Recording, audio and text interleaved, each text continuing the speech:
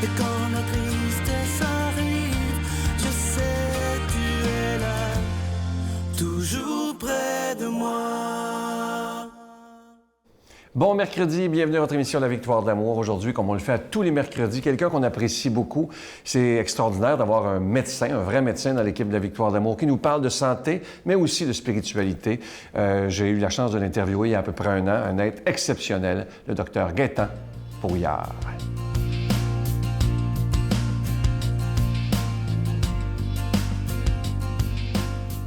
Bonjour tout le monde, bienvenue à cette émission des Matins de Dieu. Et ce matin, une pilule vraiment prise directement de la pharmacie du bon Dieu, la prière et la guérison.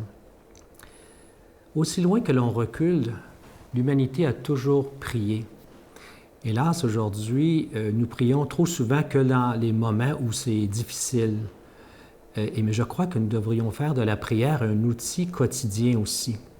Parce qu'aujourd'hui, la science a véritablement démontré que la prière avait ses effets bénéfiques pour la santé, que ce soit dans les maladies cardiaques, le diabète, les cancers, les dépressions. Et je pourrais dire que toutes les maladies peuvent être influencées de façon très positive avec la prière.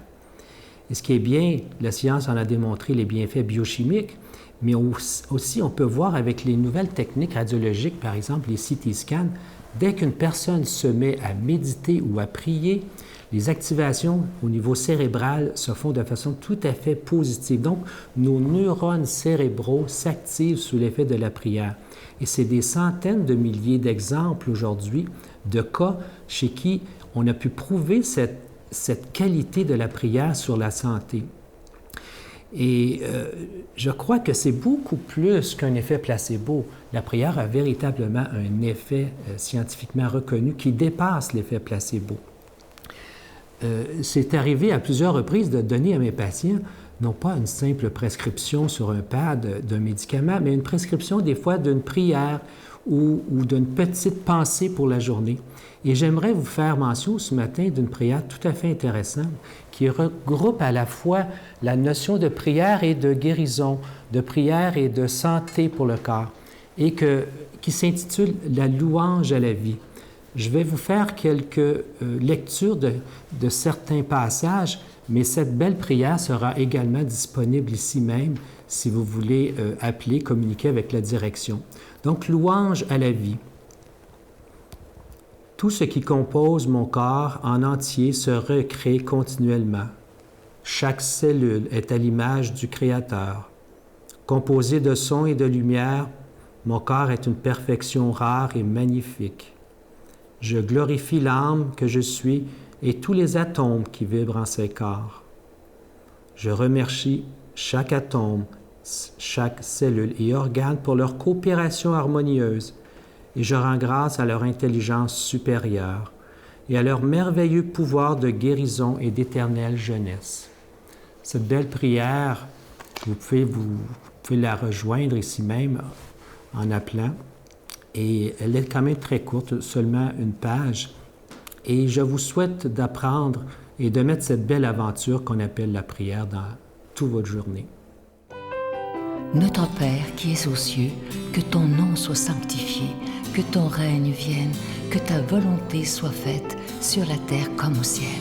Donne-nous aujourd'hui notre pain de ce jour. Pardonne-nous nos offenses comme nous pardonnons à ceux qui nous ont offensés. Ne nous laisse pas entrer en tentation, mais délivre-nous du mal, car c'est à toi qu'appartient le règne, la puissance et la gloire, pour les siècles des siècles. Amen. Le Seigneur est mon berger, je ne manque de rien. Sur des prés d'herbes fraîches, il me fait reposer. Il me mène vers les eaux tranquilles et me fait revivre.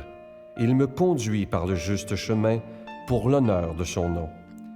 Si je traverse les ravins de la mort, je ne crains aucun mal, car tu es avec moi. Ton bâton me guide et me rassure. Tu prépares la table pour moi devant mes ennemis. Tu répands le parfum sur ma tête et ma coupe est débordante. Grâce et bonheur m'accompagnent tous les jours de ma vie. J'habiterai la maison du Seigneur pour la durée de mes jours. Je prends quelques instants pour solliciter votre aide pour le ministère de la Victoire de l'Amour. Comme je vous dis depuis quelques semaines, pour le mois d'octobre, mois du rosaire, il n'y aura pas de cadeau du mois. Moi, c'est une question que je vous pose. Est-ce que vous êtes prêts, une fois, à dire « Je vais faire un don pour la Victoire de l'Amour et j'attendrai rien en retour ».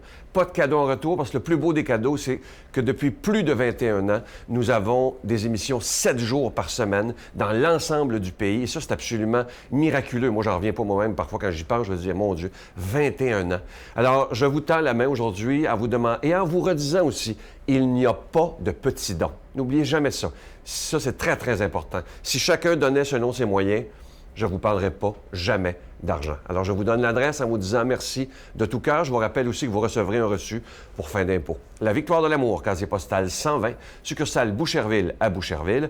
Le J4B 5E6, je vous la redonne. La Victoire de l'Amour, casier postal 120, succursale Boucherville à Boucherville. Le J4B 5E6, également par téléphone, par carte de crédit du lundi au vendredi de 8h30 à 16h30 dans le 514-523-4433, 523-4433 ou sans frais le 1-888-811-9291, 1-888-811-9291 et aussi sur notre site Internet, le www.lavictoiredelamour.org. Et aujourd'hui, j'aimerais m'adresser, vous êtes des milliers, à des gens qui ont peut-être jamais donné. Je vous le dis, je m'adresse à vous, parce que je sais qu'il y a des gens qui écoutent à tous les jours et qui n'ont jamais donné. Je m'adresse à vous en particulier aujourd'hui en disant merci à vous de faire un geste, merci de donner des mains à la Providence et qu'on pourra être là encore pendant des dizaines d'années. Mon Dieu, donnez-moi la sérénité d'accepter les choses que je ne peux changer, le courage de changer les choses que je peux et la sagesse d'en connaître la différence. Amen. Aujourd'hui, on prend le temps d'aller rejoindre l'abbé Éloi Giard.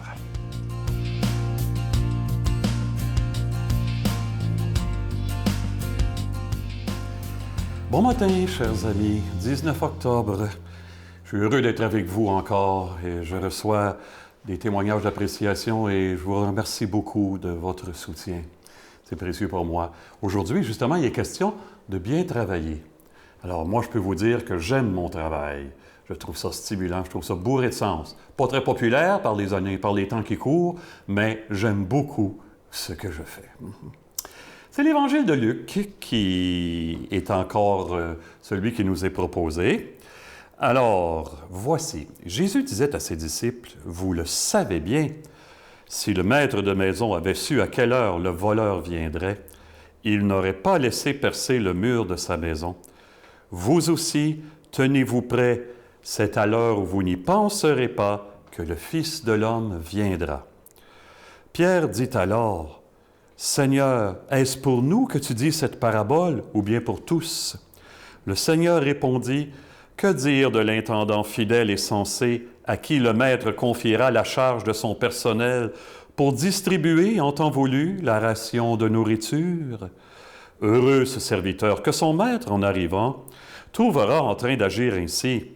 Vraiment, je vous le déclare, il l'établira sur tous ses biens.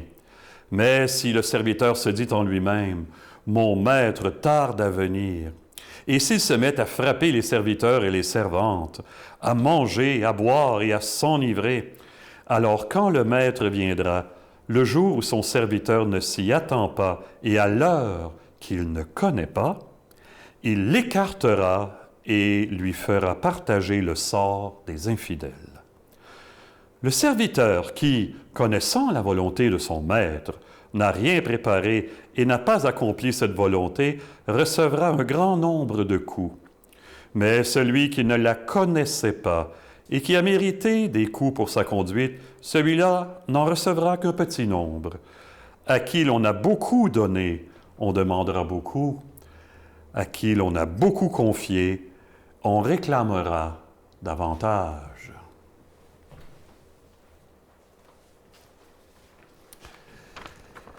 Si le serviteur avait su à quelle heure le voleur devait venir, il n'aurait pas laissé percer le mur de sa maison.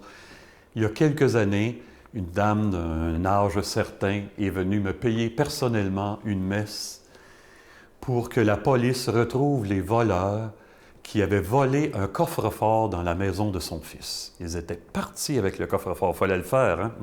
En l'absence, évidemment, de ceux-ci. Et les fils étaient furieux, totalement furieux.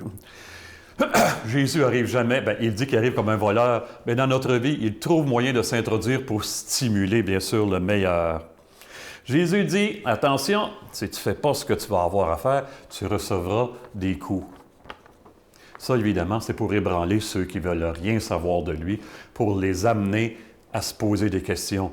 J'ai déjà eu l'occasion de vous expliquer que quand Jésus a un discours comme celui-ci menaçant, c'est pour essayer de remettre en question ceux qui sont devant lui. Et il pile sur ce qu'il est en lui-même parce que lui, il est l'amour. C'est lui qui va y manger les coups finalement sur la croix, et pas à peu près. Hein? Mais Jésus renie ce qu'il est en lui-même pour adopter ce langage-là. Donc c'est là, paradoxalement, qu'il montre le plus d'amour. L'amour ne peut s'exprimer qu'en s'abaissant. C'est ce que Jésus va faire pour nous élever. Pour le vivre et être à notre place, faire ce qu'on a à faire, bien faire avec lui notre travail. Je ne sais pas si vous vous rappelez, il y a 50 ans, 60 ans même, on rêvait de la civilisation du loisir. Et quand j'étais jeune, je me souviens de la chanson de René Claude. Vous souvenez-vous? C'est le début d'un temps nouveau. La terre est à l'année zéro. La moitié des gens n'ont pas 30 ans. Les femmes font l'amour librement. Les hommes ne travaillent presque plus. Le bonheur est la seule vertu. Le temps nouveau, il n'a pas fait long feu parce qu'on travaille de plus en plus. Le bonheur, on court encore après, etc., etc. Et bien voilà. Moi, je pense, en y réfléchissant bien, que ce qu'on a besoin au Québec, comme ailleurs, c'est pas d'une civilisation du loisir, mais c'est d'un travail qui s'accomplit dans la joie. Ça fait du bien. Ça, c'est valorisant, de porter du fruit. Et évidemment, un travail qui permet de laisser sortir l'amour que j'ai en dedans de moi. Hein. Je disais dans une homélie il y a quelques semaines, hein, ce qui fait le plus souffrir sans qu'on s'en rende compte, c'est tout l'amour qu'on porte, qu'on ne sait pas comment employer.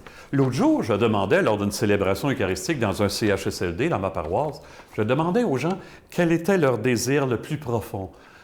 Et bon, évidemment, ils n'espèrent plus de guérison, ces gens-là. Ils espèrent plus ça. Ah, c'est faire la volonté de Dieu. Je trouvais ça très beau. Être un avec Dieu. On en est venu à se dire ça, les uns les autres. Hein? Les saints le disent tous et toutes. Hein? Charles de Foucault, fais de moi ce qu'il te plaira. Saint Nicolas de Flux, patron de la Suisse, un homme extraordinaire. Hein? Enlève de moi ce qui me retient loin de toi. Accorde-moi ce qui m'approche de toi. Prends-moi tout entier pour toi. On va demander ça à Dieu d'être à notre place et tout entier pour Dieu. Qu'il nous bénisse en cet esprit-là, lui qui est Père, Fils et Esprit Saint. Amen. Et bonne vie, bonne journée tout le monde. Je vous salue Marie, pleine de grâce. Le Seigneur est avec vous. Vous êtes bénie entre toutes les femmes, et Jésus, le fruit de vos entrailles, est béni. Sainte Marie, Mère de Dieu, priez pour nous pauvres pécheurs, maintenant et à l'heure de notre mort. Amen.